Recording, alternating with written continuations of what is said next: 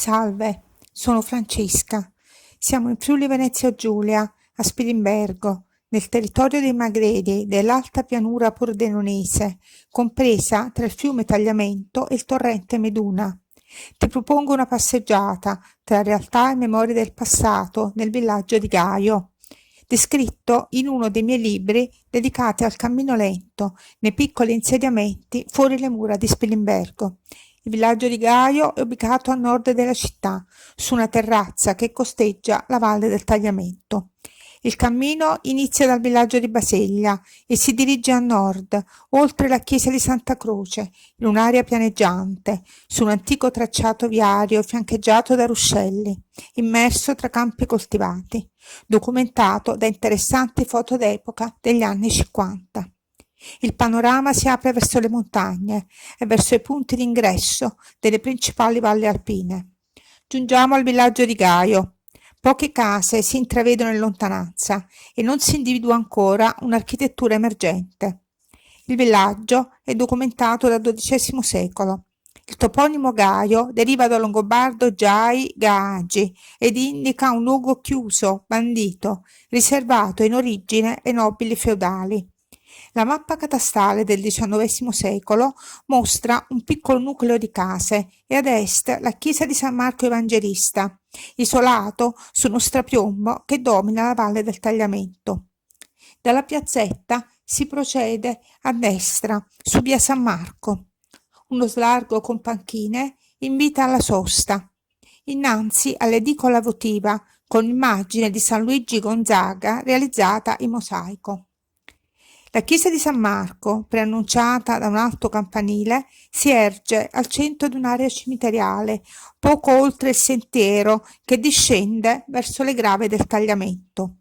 La chiesa risale al XIV-XV secolo ed è impreziosita da pregevoli opere artistiche, scultoree, pittoriche, riferibili al Rinascimento friulano, databili tra la fine del XV e la metà del XVI secolo.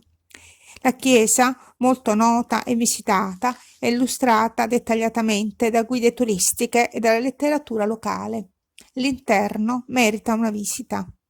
Sul fronte sud, rivolto verso il fiume, emerge un grande affresco di San Cristoforo, protettore di viaggiatori e traghettatori, che attesta lo stretto legame del luogo di culto con l'area fluviale.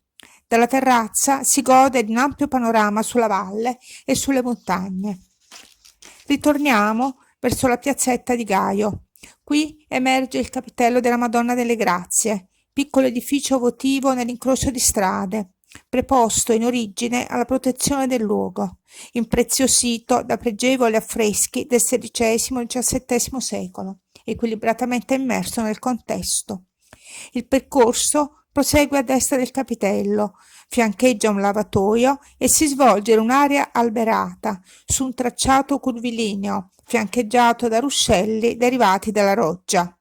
Sulla destra si incontra un lungo ed alto muro di cinta della Villa Andervolti, realizzata nel XVI secolo come residenza nobiliare di campagna, luogo di vacanza e di gestione di terreni agricoli, boschi in cui si praticava la caccia e di ampi possedimenti che comprendevano anche una peschiera.